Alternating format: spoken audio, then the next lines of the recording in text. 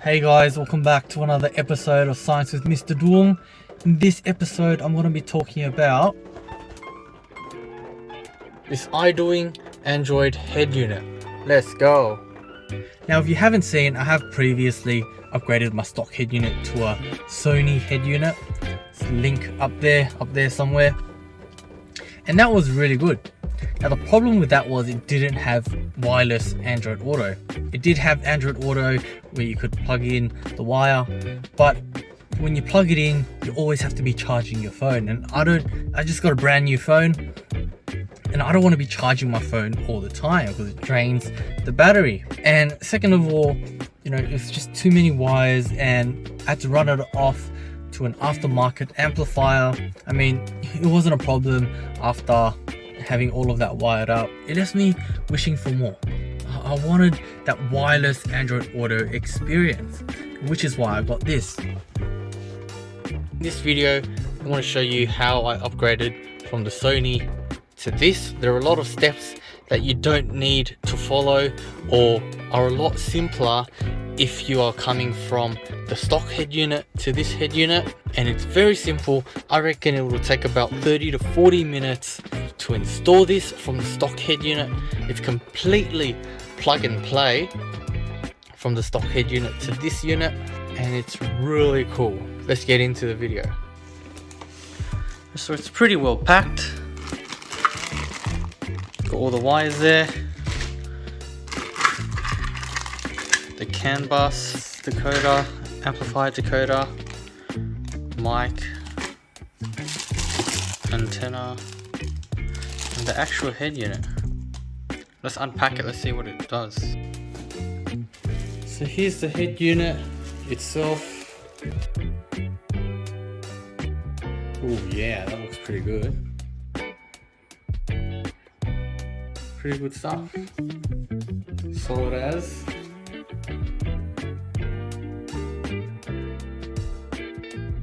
Now we've got the amplifier decoder, and this is what you need if you've got the premium model like I do with the Harmon Kardon Amplifier system. Goes in that way, other end in over there. Now these plugs I think are pretty intuitive. They only go in one way. There aren't more than one of the same port, so all of these things go in the same way. So this is what you're going to need to go to your speakers. This one I'm pretty sure is the camera. This one is speaker. That one's for, this one's RCA. So if you've got an amp, aftermarket amp, you use this. So I won't be using that to be taking my amp out. I don't know what this is. Center out. What is that? Some USB stuff. We have microphone, yeah, definitely need this. Mic, don't know what that brake is. Use that. This one for camera in. Reverse trigger. Antenna, definitely need that. And one of the other pins, the 28 pins, I'm pretty sure, from the car, goes into that one. Or that one here, pretty sure that one's a 28, and this will have your reverse trigger, your remote system and all of that stuff. So let's go. First thing I need to do is get rid of this amplifier. Oh god, 2 weeks of work. Get rid of that. Take out all the wiring that I put underneath and on the other side. And remove that head unit. It's a shame because it's so good and I spent so much time. This one's got wireless Android Auto.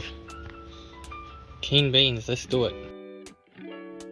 Some of the steps that you'll see in this time lapse will be irrelevant if you're upgrading from the stock head unit.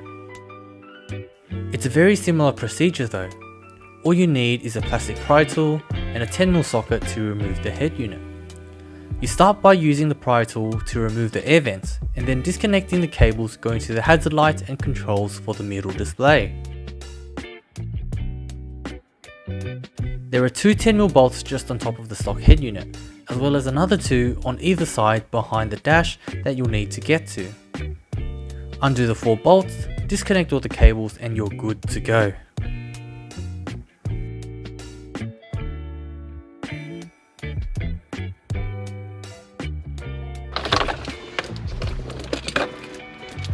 Oh my god.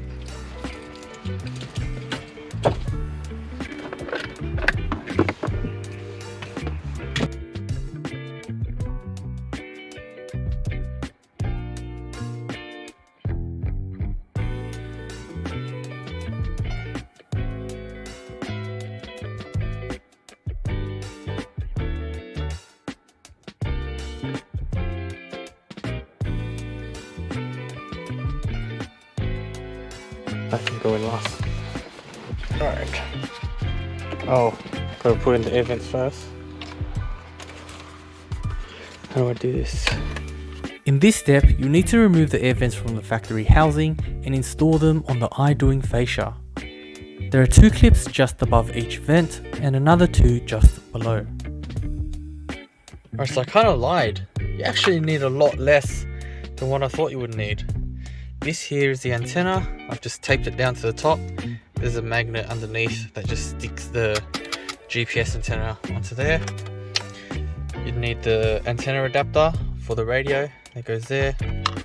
This is HDMI. I'm not going to use that, but I can't take it out. This one, you only need to use two, or I only need to use 2 of these plugs. One is USB and the other one is for a microphone. Actually, I lied, 3. So the third one that goes somewhere there, and this has 2 USB, so I'll just run that down the side over here for my passengers. You need to use 3 of these. Following that, this I think is the most important part. It sucks that you got to buy this separately. This costed about extra 55 Australian dollaroos. I don't know how it works, but it works pretty well. It bypasses the Harmon Kardon stock amplifier, and that's really crucial. You just got to plug it in there. I'm just going to tape it down here after I finish recording this. And over here, you just need one of these. There's so many other harnesses in the kit that you don't need. Even this, you only need to use, not that one, this one. And this retains the factory backup camera. The rest of the other 2, I don't know what these 2 do, but that retains the factory camera. And it took me a while to figure this out, because I thought the other 2 would plug into the factory speakers and power, but it doesn't. This here, these 2, speakers and power, and this one for your remote, your reverse trigger, your handbrake, all that stuff, that just plugs straight into the back of the unit. It's so bespoke. It's made specifically for Subaru. It's pretty cool. And I guess at the factory, if it was a different car, they just remove this whole thing for another car. But that's really cool. So literally, it's not going to take that long to plug and play. You need these 3 to power the head unit and run power to the speakers. That is your reverse camera. Antenna, I don't know what this is for, but that's for your antenna. And that's it. Don't need anything else. I've got this from my previous install for a USB down there, you can't see. Microphone from previous install. I've put it here just to get away from the wind. And that's it. Looks like a rat's nest back there, but I'll clean it up real quick and it'll look really cool. Alright, so it's finally in. I had a few issues getting all the clips in at the top and on the side and aligning it down the bottom. I had to bang. The clips here were the hardest ones, so I just banged it with my fist to try to get it in. This phone mount here, it's just a CD mount. I just clipped it to the side. After I've smashed it in, I just squeezed it in on the edges, and that's where I keep my phone. I reckon that's the cleanest phone mount placement for a car. I hate having it on my windshield or in the air vents because it blocks the air. It just blocks my view if it's on the windshield. So I really like that placement there. The screen is pretty good. It's massive. Let's start it up.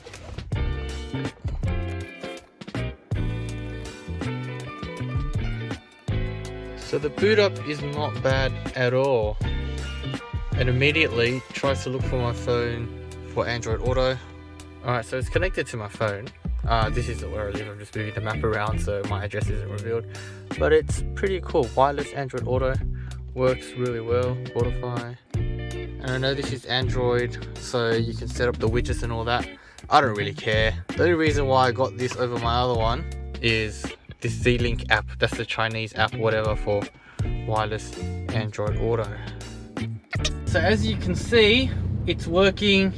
I did a pretty okay job, and wireless Android Auto, that's the best part about it, the main attraction. Now the only problem I've had with this unit so far is the Android Auto app, or the Chinese version of this Android Auto app. So when you turn on this car, the head unit turns on and it will automatically look for the Bluetooth of your phone or your device. As soon as it connects to the Bluetooth, it will start streaming Carplay for you. And I don't know how it works, which really sucks. I wish I knew how it worked, because sometimes it's very temperamental, right? Sometimes I start my car as usual, my phone, I leave it there as usual. I'll unlock it so that it has a chance to connect through Bluetooth, but the Android Auto just won't load. I don't know how to make it work. You know, when it doesn't work, I click on it and I leave it there. I give it like 10-15 minutes to connect, and it just doesn't connect. I don't know why. Now I'm not going to play any music because I don't want to get demonetized or get any copyright strikes, but take it from me, it sounds a lot better than it does the stock head unit. Whatever amplifier or whatever DAC is in this head unit is pretty good, and there's so much customization for your speakers and your sound and what you want to hear and all that stuff. It's really handy.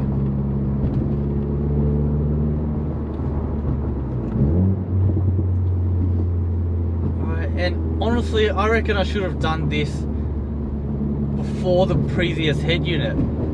But if I were to do it all over again, start from the beginning, I would go with this straight away.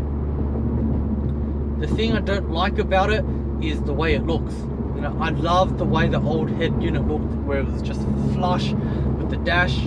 This one kind of pops out a little bit, and yeah, I really don't like it. I mean, I don't think it would have been too hard if the manufacturer pushed the unit at the back a little bit further, because there is a lot of space back there, or made it a little bit thicker, just so that the screen can be more flush. I don't think anyone would mind that at all, and I don't think that it would add to the difficulty of installing this head unit, because honestly it was so easy. Now it took me a long time to install this because I had my previous setup and I had to take out all the wires on either side of the car. But if I were to start this fresh, I reckon it wouldn't take me more than 30 or 40 minutes. It's a really easy upgrade, and it's a well worth it upgrade for this car. Alright, so that's it. Hope you enjoyed the video. If you are looking to upgrade your head unit to this head unit, I'm going to put the link to the exact head unit in the description box below. If you live around Sydney and you're too scared to upgrade this yourself, hit me up. My email's in the description box below. I won't charge you too much. Hit me up and we'll work out something cheap. Thanks for watching, guys. Make sure you hit the subscribe and the like button down below. Some more hectic content coming out in 2022. Thanks for watching, and I'll see you in the next episode.